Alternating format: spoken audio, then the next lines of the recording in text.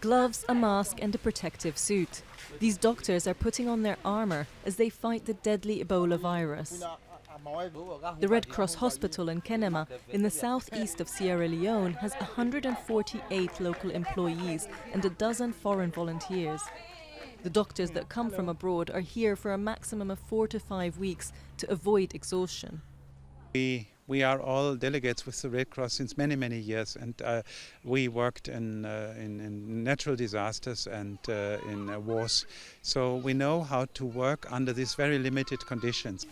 The suits that protect them from the virus are sweltering, making it hard to stay concentrated just when they are most at risk.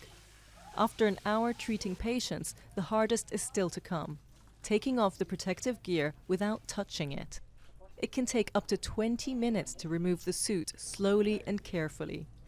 We have to look after ourselves first, and before we can look after anybody else.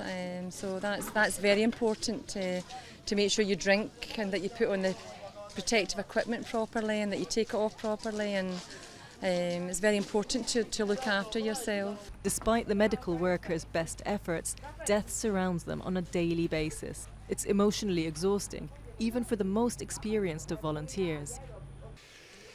The most difficult is just to cope with all those dying people. Yes, we still are human beings, and we are ourselves suffering very much if we experience all this suffering of people. And the most difficult, we are not accustomed as medical people coming from Europe or coming from United States, that we cannot help a lot of our patients, that only 40% survive. This means on the other side, 60% will die.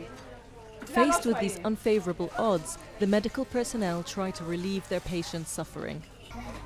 Despite the late afternoon heat, 4 local workers in the red zone start to dance. A moment of light in this time of darkness.